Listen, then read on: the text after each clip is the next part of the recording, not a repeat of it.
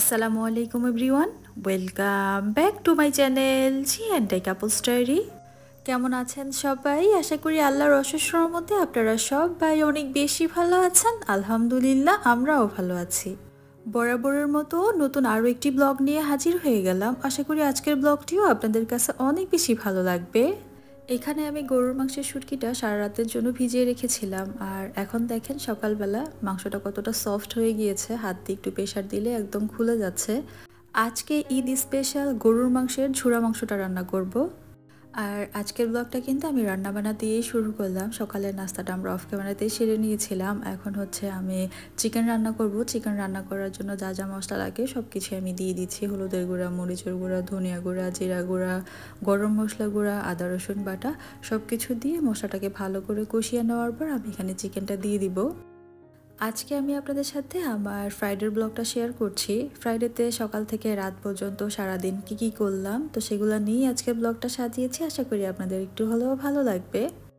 চিকেনটা রান্না করার জন্য এদিকে আমি মশলাটা ভালো করে কষিয়ে নিয়েছি। এখন আগে থেকে ধুয়ে রাখা চিকেনটা দিয়ে দিচ্ছি, তার সাথে 3-4 টুকরো আলুও দিয়ে দিচ্ছি, কারণ আলুটা আমার অনেক পছন্দ। চিকেন বলেন, বিফ বলেন, আমি সব কিছুর সাথে আলু দিয়ে থাকি। চিকেনটাকে আমি মশলার সাথে ভালো করে নেড়ে চেড়ে মিশিয়ে নিচ্ছি। তারপর ঢাকনা দিয়ে ঢেকে আমি চিকেনটাকে কষিয়ে রান্না করে নিব।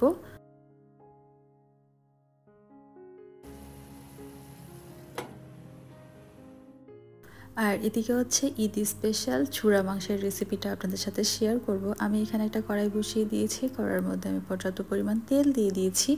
দিয়ে এখন হচ্ছে আমি এখানে দিয়ে দিলাম সেই ঝুরা মাংসটা। দিয়ে তেলের মধ্যে আমি কিছুক্ষণ নেড়ে চেড়ে নিব। মানে আমি যেভাবে ঝুরা মাংসটা রান্না করি সেভাবে আপনাদেরকে দেখাচ্ছি। আমি প্রতি বছর কোরবানির ঈদে গরুর মাংসের এই শুটকিটা দিয়ে থাকি। আমার হাজব্যান্ড অনেক বেশি পছন্দ করে, তো এই বছর ইনশাল্লাহ দিব গরুর মাংসের শুটকিটা।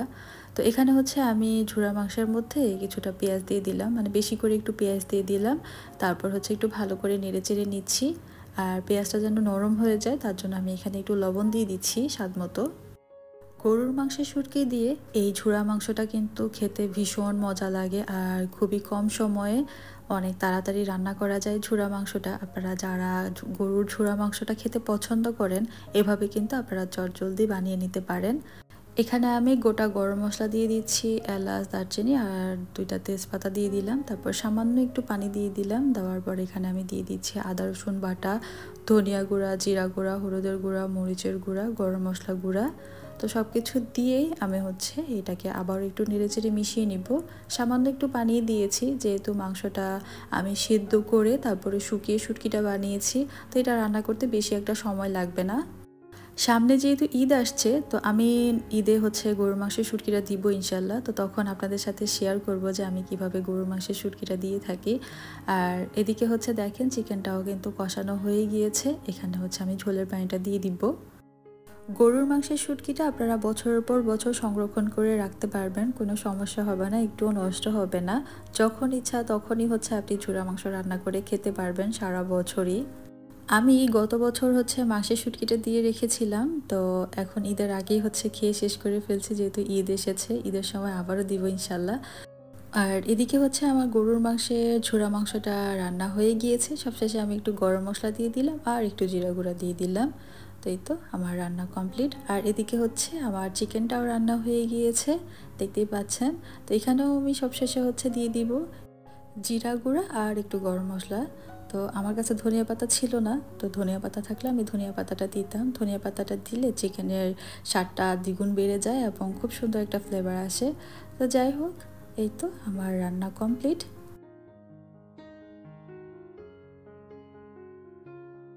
তো আমার 2টা রান্নাই কমপ্লিট হয়ে গিয়েছে। এখানে গরুর ঝুরা মাংসটা করে নিয়েছি আর চিকেন রান্না করে নিয়েছি। তো এই ছিল আমাদের দুপুরের সামান্য একটু আয়োজন। ঈদের সময় আপনারা যদি গরুর এই ঝুরা মাংসটা খুব কম সময়ে রান্না করতে চান, তাহলে মাংসটাকে সিদ্ধ করে মশলা দিয়ে সিদ্ধ করে তারপর হাত দিয়ে ছাড়িয়ে তারপর এভাবে করে রান্না করে নিতে পারেন।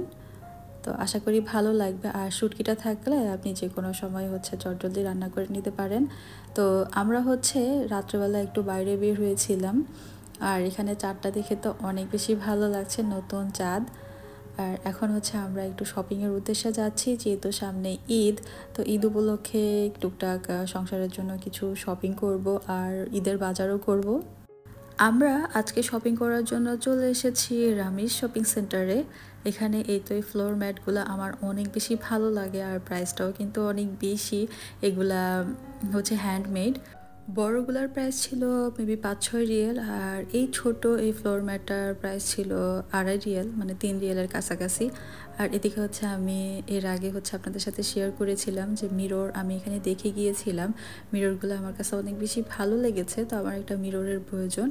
তো এখান থেকে একটা মিরর নিতে এসেছি, তো দেখা যাক কোনটা নেই আসলে।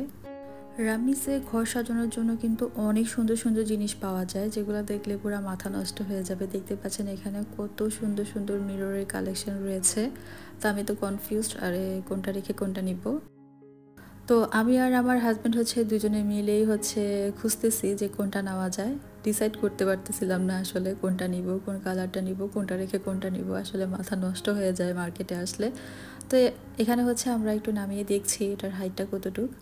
ভিডিওর এই পর্যায়ে আপনাদের কাছ থেকে ছোট্ট একটা জিনিস চেয়ে নিচ্ছি। আপনারা যারা এখন পর্যন্ত আমার ভিডিওটা কন্টিনিউ করতেছেন, আমার ভিডিওটি দেখে যদি আপনাদের কাছে ভালো লেগে থাকে, প্লিজ ভিডিওতে একটা লাইক দিয়ে দিবেন। আর আপনি যদি আমার চ্যানেলে নতুন হয়ে থাকেন, আপনি চাইলে কিন্তু আমার চ্যানেলটা সাবস্ক্রাইব করে আমার এই ছোট্ট পরিবারে আপনি একজন সদস্য হয়ে থেকে যেতে পারেন। আর আপনি যদি অলরেডি সবগুলা কাজ করে দিয়ে থাকেন, তাহলে আপনাকে জানাই অসংখ্য ধন্যবাদ। আপনাদের দেওয়া ছোট্ট একটা লাইক এবং সুন্দর একটা কমেন্টস আমাকে পরবর্তী ভিডিও বানাতে অনেক বেশি মোটিভেট করে। এখানে হচ্ছে আরও 2টা মিরর দেখছি, এগুলার হাইট মোটামুটি ঠিক আছে। আর এর আগে যেগুলো দেখেছিলাম সেগুলোর হাইটটা একটু কম ছিল। তো এখানে হচ্ছে আমি হোয়াইট কালারের এই মিররটা নিয়েছি, ওইটা আমি রেখে দিয়েছি। তো এদিকে হচ্ছে ঘর সাজানোর জন্য আরও অনেক সুন্দর সুন্দর জিনিস রয়েছে, সেগুলো একটু আপনাদের সাথে শেয়ার করছি। আসলে এখানকার জিনিসগুলো অনেক বেশি সুন্দর আর প্রাইসটা মোটামুটি ঠিক আছে অন্যান্য মার্কেটের তুলনায়। এখানে দেখতে পাচ্ছেন ফুল আর ফুল।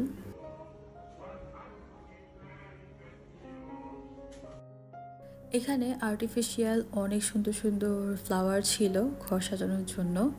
আর এদিকে হচ্ছে আমি যে জিনিসটা দেখছিলাম, এখানে দেখেন এই বাস্কেটগুলা এত বেশি সুন্দর। এগুলা সবগুলাই হচ্ছে হ্যান্ডমেড আর এগুলার প্রাইস কিন্তু অনেক বেশি। আমার কাছে না এইসব জিনিসগুলো অনেক বেশি ভালো লাগে। ভালো লাগলে কি হবে, কিন্তু প্রাইসটা অনেক বেশি। তো একটু ঘুরে ঘুরে দেখছিলাম আর কি। এগুলা আসলে কি দিয়ে বানিয়েছে আমি সেটাই বিশ্লেষণ করতেছিলাম, আর হচ্ছে প্রাইসটা দেখতেছিলাম। আসলে যা দেখি সবই ভালো লাগে, মন চায় সব কিছু নিয়ে আসি, কিন্তু প্রাইস দেখলে তখন রেখে চলে আসতে হয়, কি আর করার।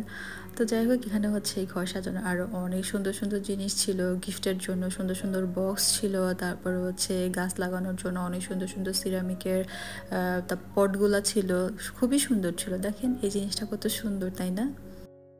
জিনিস যেরকম দেখতে সুন্দর, এগুলার দামটাও কিন্তু অনেক বেশি সুন্দর। তো দাম দেখে আর নিতে ইচ্ছে করে না, কি আর বলবো। আর এখান থেকে হচ্ছে আমি খুঁজে খুঁজে কত কিছু যে বের করছি আর দেখছি, এটাও কিন্তু আমার কাছে অনেক বেশি ভালো লেগেছে। কি দিয়ে বানিয়েছে আমার জানা নেই। তো যাই হোক, এখানে এগুলা দেখে এখন একটু সামনের দিকে যাচ্ছি। আর এই মার্কেটটা কিন্তু বিশাল বড়, ঘুরে শেষ করা যাবে না। আমি তো, আমার হাজব্যান্ড একদিকে, আমি আরেক দিকে। এটা দেখেন সিরামিকের এই পটগুলা আর এখানে কাচের এই জারগুলা, এগুলো অনেক সুন্দর। আর আর্টিফিশিয়াল গাছগুলো তো অনেক বেশি সুন্দর, প্রাইসটাও ছিল ৫-৬ রিয়েল করে। আর এখানে চলে এসেছি এই তো সংসারের জিনিসে।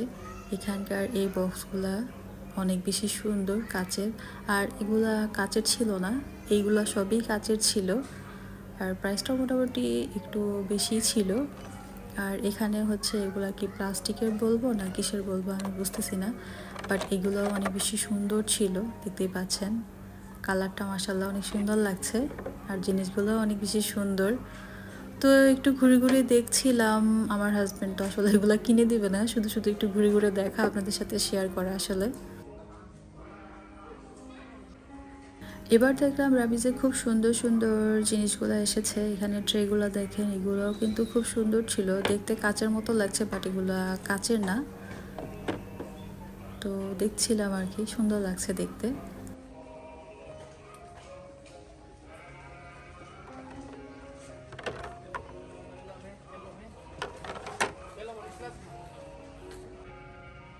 আর আর বারবার শুধু আমার এদিকেই হচ্ছে চোখ যাচ্ছে, এত বেশি সুন্দর এই হ্যান্ডমেডের এই বাস্কেটগুলা, অনেক বেশি সুন্দর। এগুলা কয়েকটা হচ্ছে দেখলাম খেজুর পাতা দিয়ে বোনা, তারপর কয়েকটা হচ্ছে আপনার হচ্ছে ভুট্টার যে পাতাগুলা সেগুলা দিয়ে বানানো। এই যে এটা হচ্ছে এই প্লেসমেন্টটা হচ্ছে ভুট্টার পাতা দিয়ে বানিয়েছে। এই তো খুবই সুন্দর লাগছে, 100 পয়সা না 200 পয়সা করে ছিল। আর এগুলা কি দিয়ে বানিয়েছে আমার ঠিক মনে পড়ছে না কি দিয়ে বানিয়েছে। তো সবগুলো জিনিসই অনেক বেশি সুন্দর আর প্রাইসটাও অনেক বেশি সুন্দর। কি আর বলবো, এখানে হচ্ছে হ্যান্ডমেড এই জিনিসগুলোর প্রাইস অনেক বেশি। বাংলাদেশে হয়তো বা কিছুটা প্রাইস কম আছে, বাট এখানে অনেক বেশি। তো যাই হোক, এখান থেকে আমরা সংসারের জন্য টুকটাক কিছু শপিং করে নিয়েছি। তো শপিং করা শেষ করে এখন হচ্ছে আমরা ডিনার করতে এসেছি। তো ডিনার করার জন্য আজকে চলে এসেছি আমরা ফুডল্যান্ডে।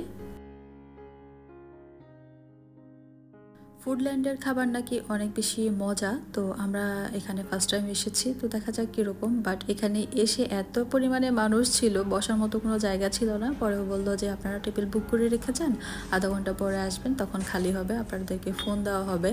তো আমরা কি আর আধা ঘন্টা এখানে দাঁড়িয়ে থাকবো? তো পাশে যেহেতু লুলু হাইপার মার্কেট ছিল, তো আমরা এখানে চলে এসেছি শপিং করার জন্য, মানে ঈদের বাজারটা করার জন্য।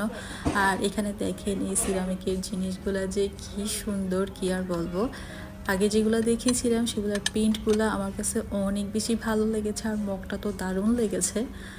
তো এখানে হচ্ছে আমরা অর্ধেক শপিং ডান করেছিলাম, তারপর আমাদেরকে কল দেওয়া হয়েছে। তো আমরা চলে এসেছি এই তো ফুডল্যান্ডসে খাওয়ার জন্য। তো এখানে আমরা এসে হচ্ছে খাবারটা অর্ডার দিয়ে দিয়েছি।